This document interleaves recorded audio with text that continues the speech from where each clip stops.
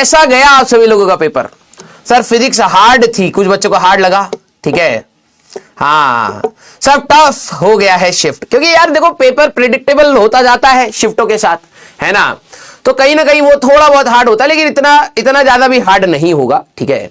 कहीं ना कहीं आप देखेंगे तो बैलेंस्ड आउट ही है, क्योंकि आपको ये भी तो देखिए ना, आपको ये भी पता है कि किस प्रकार के सवाल आने वाले हैं, किन किन टॉपिक से सवाल आ रहे हैं, तो इतना तो आपको बेनिफिट भी तो मिल रहा है। हाँ यस यस यस। हाँ एक चीज जो मैं फील कर पाया हूं, ठीक है, अब उसको आप फ्रस्ट्रेशन बोलिए, दुख बोलिए, दर्द बोलिए, जो बोलना है बोल लीजिए, ठीक है। मैं चैट में देख पा रहा हूं एक बवाल, जो शायद मेरी रिक्वेस्ट है एनटीए से, ठीक है, कि प्लीज आप क्या बोले यार, कि ऐसा ना करें, एक बार आप सिलेबस डिफाइन करें तो प्लीज कोशिश करिए कि सिलेबस के अंदर ही सवाल पूछे जाए, है ना।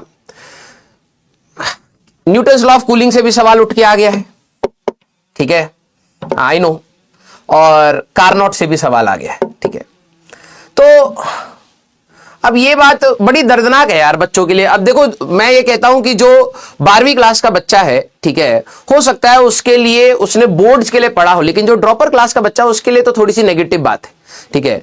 आप लोगों ने मतलब एनटीए ने एक पेपर सिलेबस डिफाइन करा। एक तो पहली बात, आप लोगों का जो पेपर है, ठीक है, आप 3 पेपर ले रहे हैं एक इंजीनियरिंग वाले बच्चे से, एक कम से कम कोशिश कर लीजिए कि यार एक सिलेबस डिफाइंड हो, ठीक है।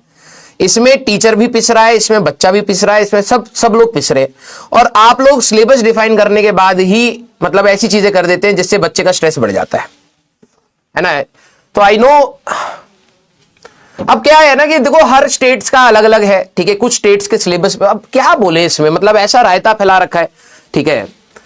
मतलब ये दुख वाली बात है यार, मतलब हम लोगों ने भी बच्चों के साथ लग करके मेहनत करी, ठीक है।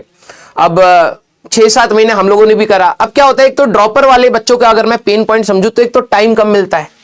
अब जब सिलेबस में जो चीज नहीं है तो फर्स्ट प्रायोरिटी यही रहती है कि जो सिलेबस में है पहले उसको खत्म करा जाए, है ना। अब आप कोई बोले कि हाँ यार देखो थोड़ा सा बाहर आ गया तो क्या ही यार फर्क पड़ता है, न्यूटन्स लॉ ऑफ कूलिंग तो स्टीफन्स लॉ का एक डिराइव्ड फॉर्म है, मैं मानता हूं, लेकिन पढ़ने के लिए आपने फिर अगर ऐसी डिराइव्ड फॉर्म है तो पहले ही बता दो, हाँ या ना, यस।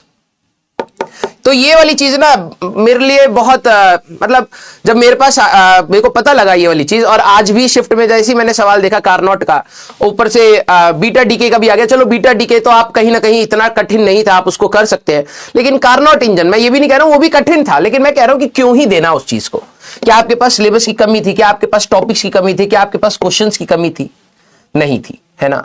तो मतलब पर्टिकुलरली उन्हीं टॉपिक से क्यों सवाल उठाना जो आपने कहा कि नहीं आएगा, ठीक है। अब ये बड़ा दर्दनाक है यार, मतलब बच्चे का प्रेजेंस ऑफ माइंड एग्जाम में अगर वो सवाल पहले देख ले तो उसको क्या लगेगा, ठीक है। और शायद आप बोलेंगे एक ही सवाल तो था, लेकिन 4 मार्क्स बहुत मैटर करते हैं।